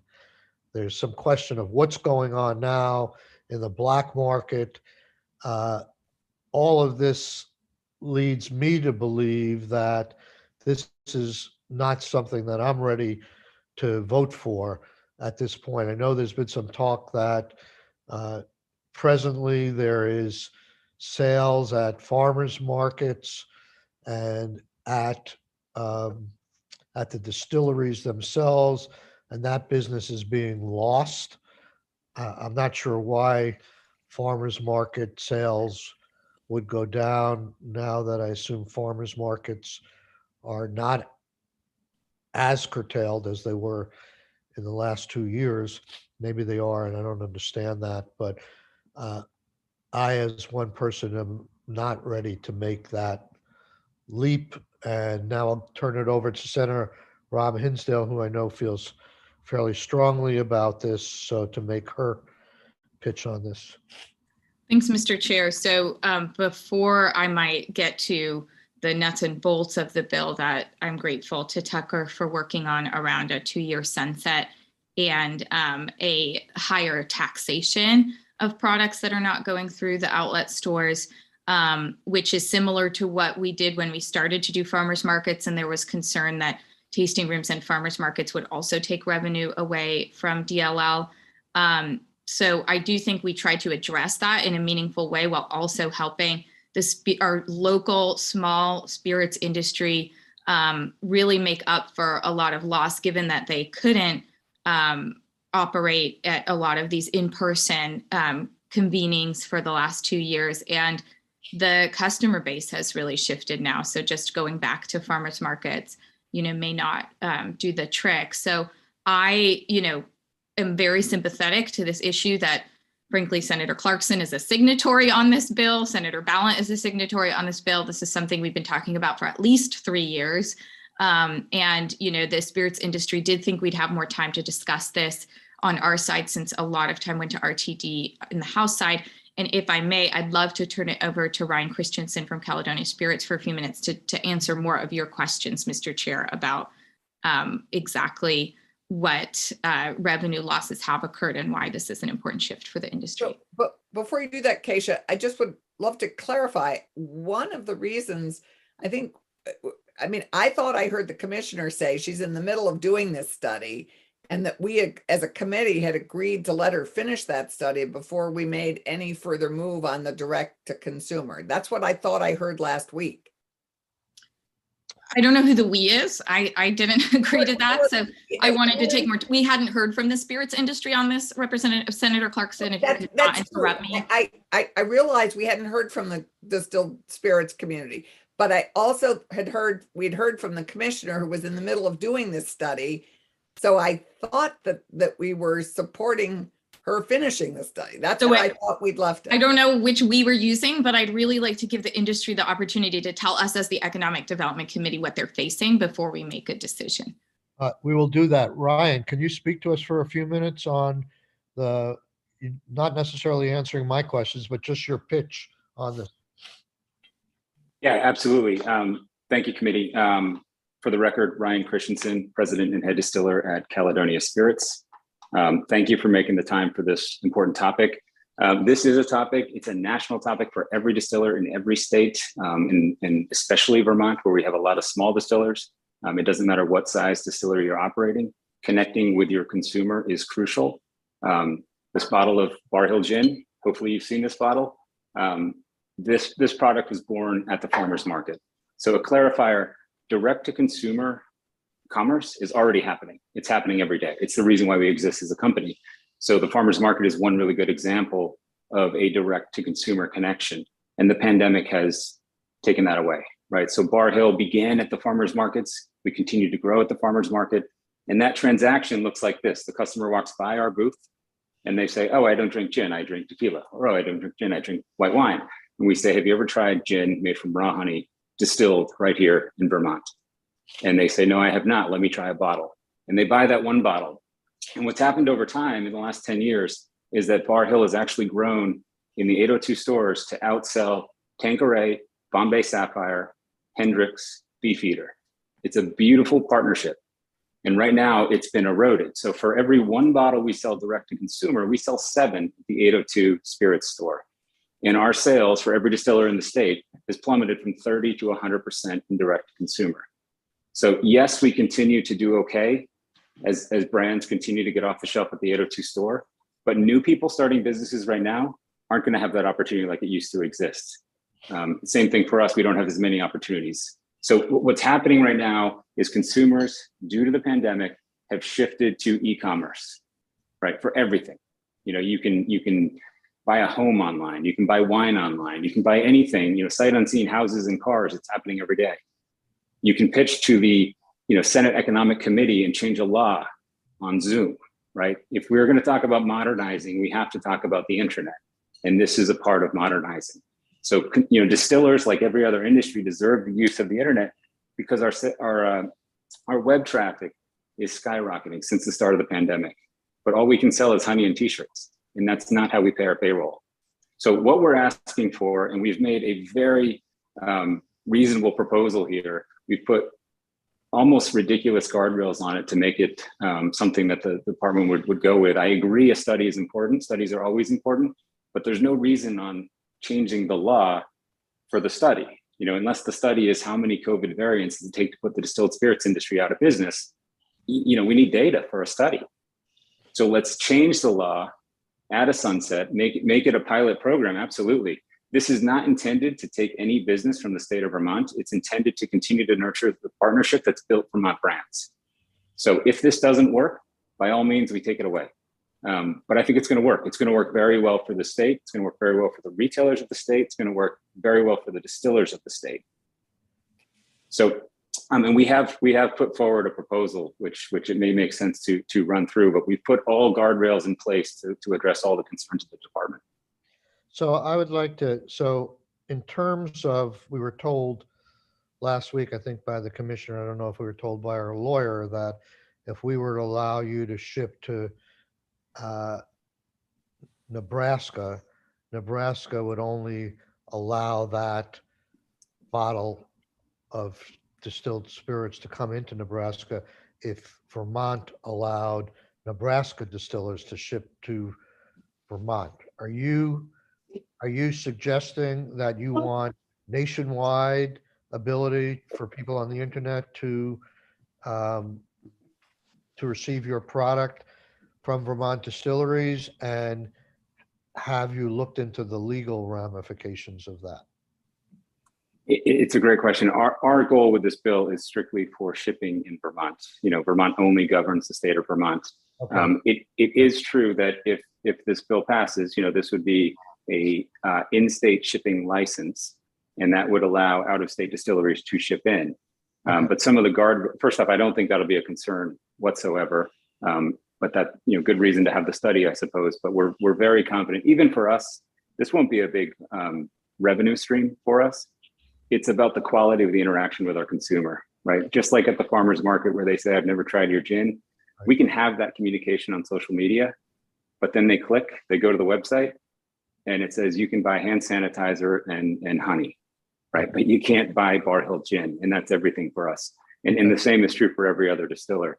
So the guardrails that we put in the bill have volume thresholds to ensure that should this just take off and be very, very successful, and other distillers from around the world, you know, sort of all the horror stories that folks are afraid of, which are not going to come true,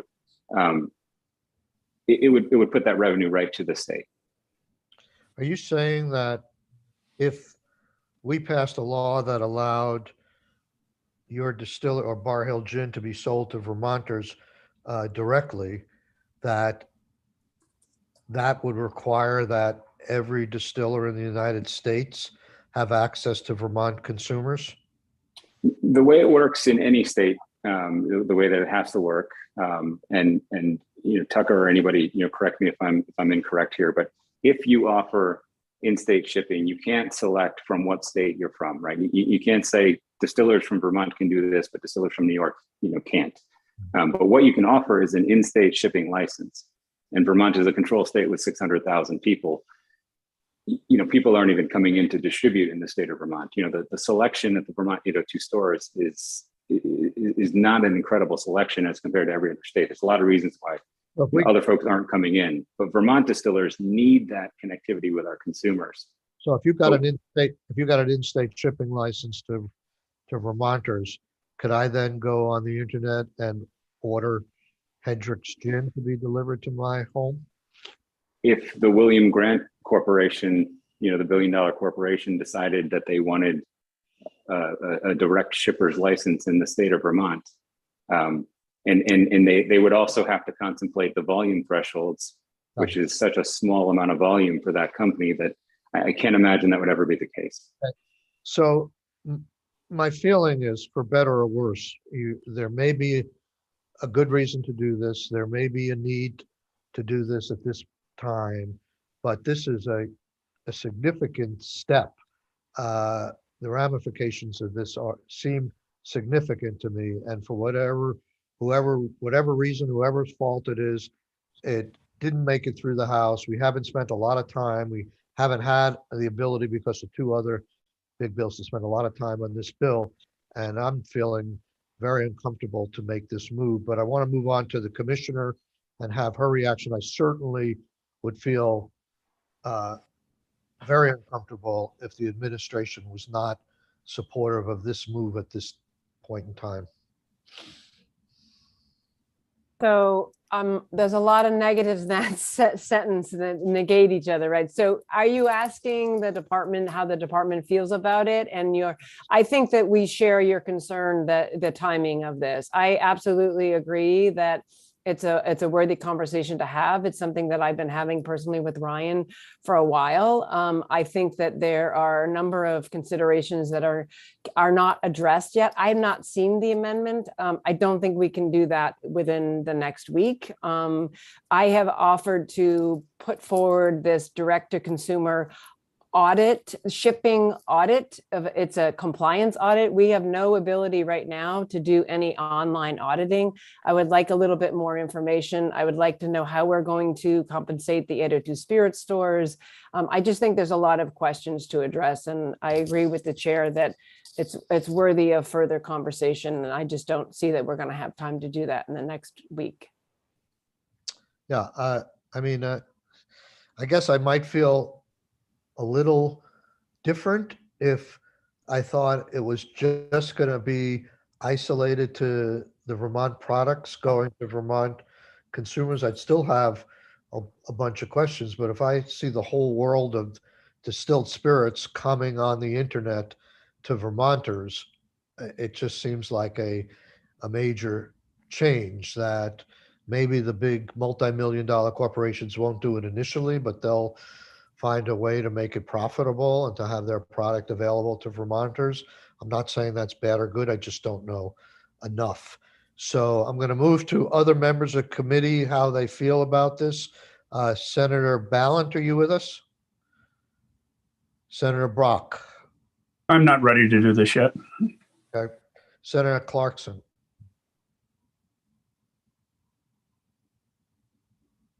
I would agree. I'd like to finish Wendy's study and the work she's already doing. And I think it does have big ramifications. Yeah. So I'd rather wait and look at Wendy's work first and then make a decision. Senator Rahm? Thanks, Mr. Chair. So I think there are a couple reasons why the spirits industry wants to do this now. I mean, number one, the market is shifting really quickly for them, and not being a part of it right now will probably bolster what other out-of-state manufacturers and rectifiers can do. And the other is, if we're doing these online audits and we're trying to understand what's going on, I think we should try to at least do it with our local spirits folks being able to participate and better understand what they're up against. I am sympathetic to the idea that we just try and limit it to shipping within Vermont and from smaller manufacturers. We did in the bill have a difference in tax rate between 1,500 cases, I want to say 1,500 cases, and above 1,500 cases, a 10% tax rate versus a 20% tax rate. I wonder if we could either make that above 1,500 cases tax rate much higher, or for the purpose of the pilot, look at just being able to sell 1,500 cases, online. I don't know if that's even something that's manageable, but I think the reality is, we really loved that Caledonia Spirits switched to doing hand sanitizer and was a real partner in this pandemic. It built a lot of goodwill for what we do locally, and they need to be able to capitalize on that to then build a relationship with a consumer while folks are online. While we know that people are looking at spirits and trying to see if they can get something online, and whether or not they know it's legal or illegal, or how reputable the distributor is, that's where their eyes are, and that's where the relationships are being built. And I think we're putting our local manufacturers at a disadvantage when we know, for example, that online interactions with government went from 1 million to 5 million over the course of the pandemic. They're seeing similar experiences where people's eyes and wallets are more and more in a digital space, and a year is going to really have them losing out on a lot of those relationships, and a year where we don't know how much in-person interaction they can have. As some folks may know, some of the wine tasting places opened and then shut down again. So, cases are back up. People are losing revenue that they were getting from building in-person relationships. And I see this as a really important frontier to put our local producers on. And so perhaps we could do something to limit it to 1,500 cases so that it only helps our local folks. Mr. Chair, I'd just love to interject also just sort of political reality. That the speaker and the pro tem are trying to get us out fast. This is a bill that has not passed the House. It's a big step. I think the reality is, even if we passed it, the House wouldn't. The House would want to take much more time and testimony on this. I think it's unrealistic to be introducing it at this point. And this is a big move. Yes, we want to support our manufacturers. There isn't a person in this committee or on this Zoom call that isn't wanting to support our local manufacturers. But it's also a time issue here. We're at the end of session. This is a big proposal. We're in the middle of DLL doing a study and an audit on exactly this issue. I think most of us would feel more comfortable taking more time and getting it right than just piecemealing it to get it across the line at the last minute when the House is not even a guarantee that they will do this or take it up. So I agree with that. Succinctly stated, I think that I appreciate, Senator Rahm, your advocacy and tenacity and willing to try and fashion something that's small and helps, but gets the ball rolling. But I think even that is of subject of a fair amount of conversation. And I would certainly, I think the distillers have done themselves maybe not what they would like to be where they would like to be, but I think they put themselves in a position to certainly tee this up for action next year. And we can certainly add language that looks at what needs to be looked at before next year. And I think with that, I have to say, I'm sensing the committee is not there on this one yet, but the language can certainly help the issue move forward. We're all having to take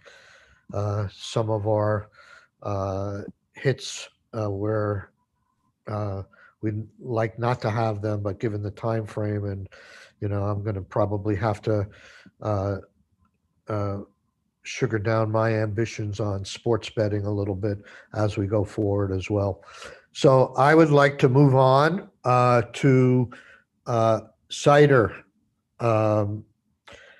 I have not heard much objection from the committee on changing I guess it's the tax rate on cider. And definition. I think it's a combination of the definition and the tax rate. Okay. Tucker, do you have that drafted to address both of those issues? Okay. So we're all set on that. What about the permitting and the event stuff? I think that and sports betting are the last issues on this bill.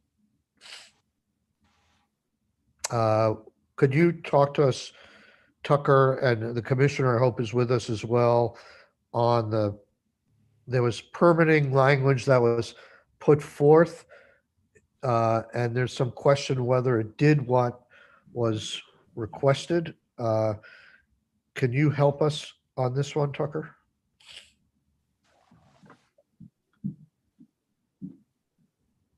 You're muted.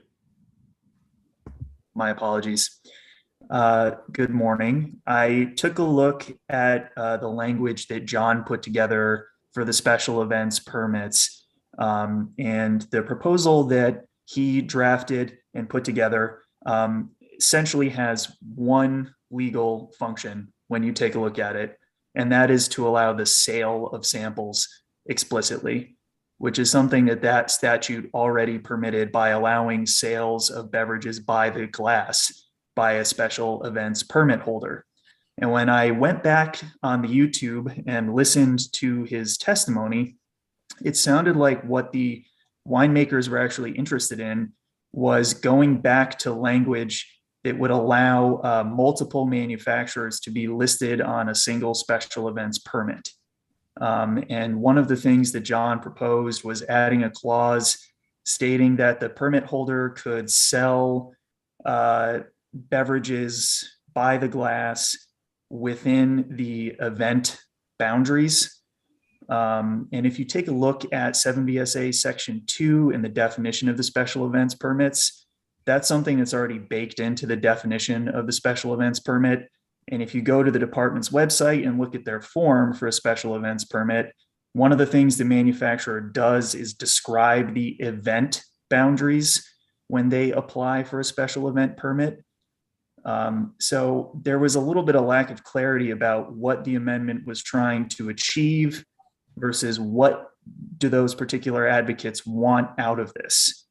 If you take a look at the updated version of the committee's amendment to H730 for today, I put in some of that language that was removed a few years ago when the special events permit statute was updated, that would allow the permit holder to list other manufacturers under the special events permit that's issued to that manufacturer.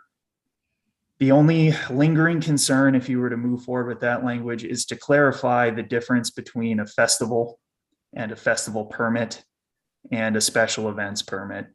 The festival permit, again, allows multiple manufacturers at a festival primarily dedicated to the service of alcoholic beverages to all be listed under that permit already. I'm not sure substantively why that doesn't work for some of the events that were discussed the other day in committee.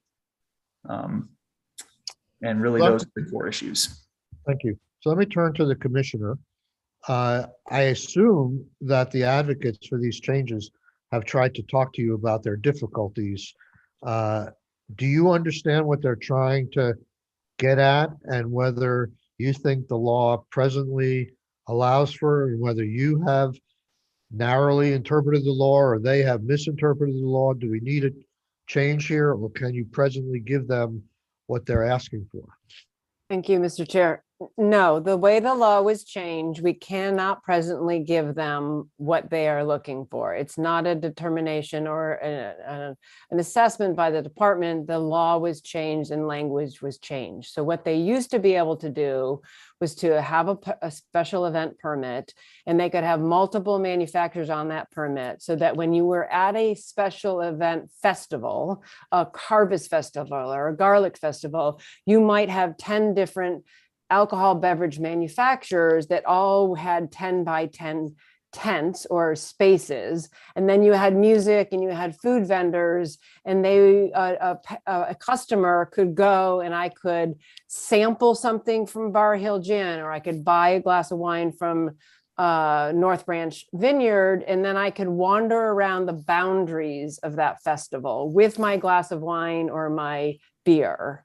And the way the law was changed 2 years ago is it stopped permitting that. All right. So their concern is that this isn't just a festival that sole purpose is to, sell alcohol or build brand awareness for alcohol like a beer festival is. This is meant to be an art festival or some cultural event that happens to have alcohol in it. It benefits the manufacturers to be able to sell and sample it.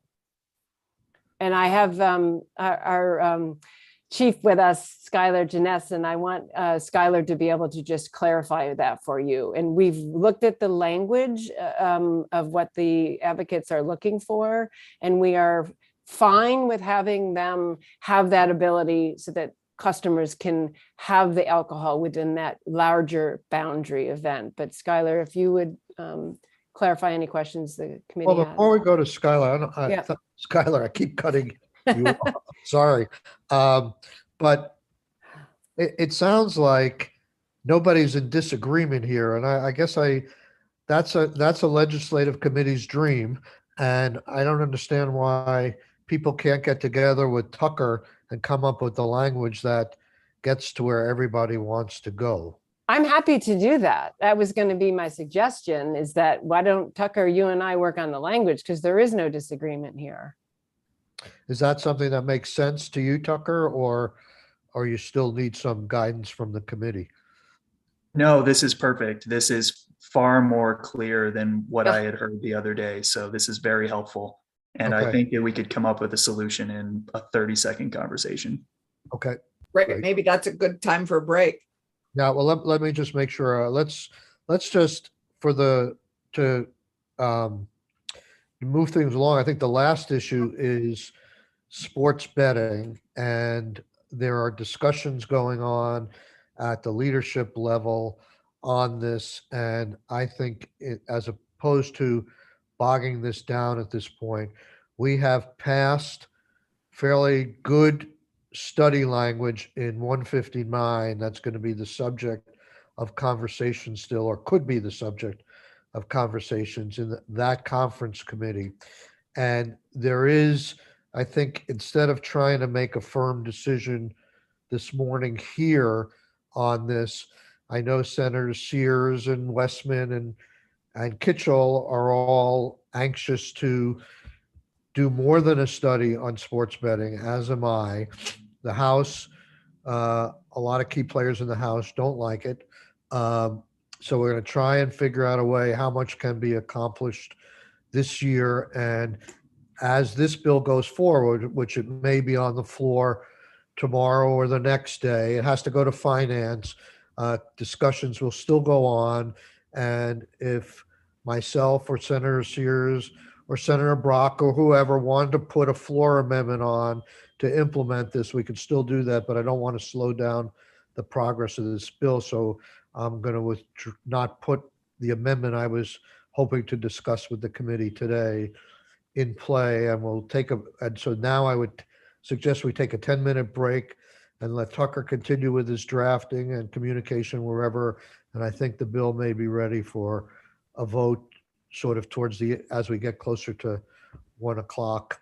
So right now it is, let me see, the time is 12:05. Let's take a break to 12:15, unless people have something they want to say right now, and we'll come back and we'll move on to S210. We have to take a position on that